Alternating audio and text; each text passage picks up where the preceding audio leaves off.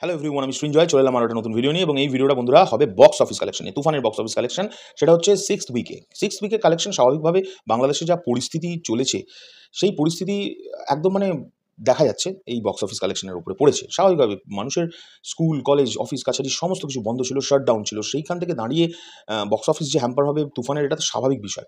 এখন যদি এই পরিস্থিতিটা না ক্রিয়েট হতো, তাহলে তুফান তো আমি বলবো যে খুব দ্রুত আম মানে আরও অনেক, অনেক রেকর্ড করতে পারত। যেটা করছিল বাংলাদেশ থেকে।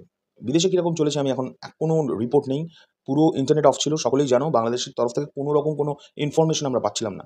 বাট বিএমআর এর সুবাদে আমরা কিন্তু সিক্সথ উইকের বক্স অফিস কালেকশন পেয়েছি, এবং সেটা কিন্তু একটু অন্যরকমের, একটু হাটকে বক্স অফিস কালেকশন। কেন বলি?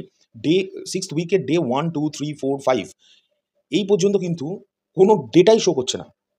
তার মানেটা কি? আমার যতদূর ধারণা, মানুষ সিনেমা দেখতেই যায়নি। অ্যান্ড শুধু দেখতে যাবে কীভাবে? এই তো পরিস্থিতি। সেই পরিস্থিতির মধ্যে কি কেউ সিনেমা দেখতে যেতে পারে? তো যাই হোক, ডে 6 এবং ডে 7 এ কিন্তু আবার জিনিসটা জাম্প নেওয়া শুরু করে। ডে 6 এ ৪,০০০ টাকা, মানে 0.04 lakhs, ৪,০০০ টাকাই দেখাচ্ছে। ৪,০০০ টাকার মতো কালেকশন হয়েছিল।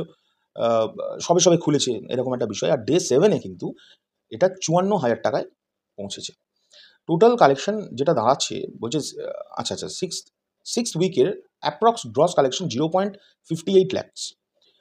0.58 lakhs মানে 58,000 টাকা কামিয়েছে। 0 পয়েন্ট না, 0.58 lakhs, তার মানে 58,000 টাকা সিক্সথ উইকে উঠেছে। তার মানে টোটালটা হচ্ছে 14.19 crore, মানে 14 crore 19 lakhs টাকা, বাংলাদেশি টাকা গ্রস কালেকশন শুধুমাত্র মাল্টিপ্লেক্স থেকে তুফান করতে পেরেছে। এখন এই বিষয়টা হচ্ছে, এই যে সিক্সথ উইকের যে বক্স অফিস কালেকশনটা, এটার মধ্যে কিন্তু আমরা সাকিবিয়ানদের পাওয়ার বা সাকিবিয়ানদের লয়ালিটিটা কিন্তু আমরা দেখতে পাই। কীরকম?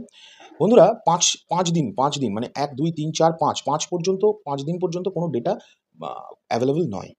বাট ৬ দিনের দিন, সিক্সথ ডেতে এবং সেভেন্থ ডেতে, সিক্সথ ডেতে হচ্ছে ৪,০০০ বললাম, 0.04 lakhs। এইটার পরেই হচ্ছে ডে 7 এ দম করে জিনিসটা জাম্প করে হয় কিন্তু 54,000, মানে 0.54 lakhs। তার মানেটা কি?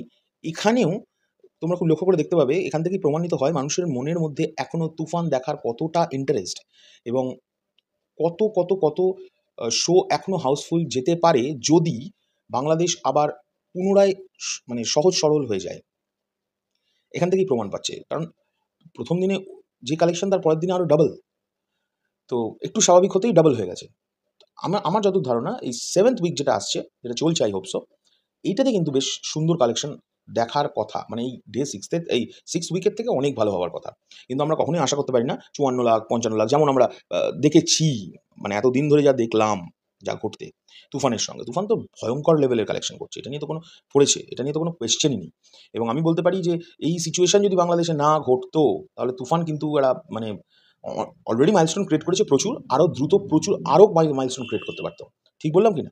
যাই হোক, তোমাদের কি মতামত এটা নিয়ে তোমরা কমেন্ট করে জানিও। আমি বিএমআর এর স্ক্রিনশটটা এর পাশে দিয়েই দিয়েছিলাম, যাতে তোমরা আমি ঠিক বলছি না ভুল বলছি দেখে নাও।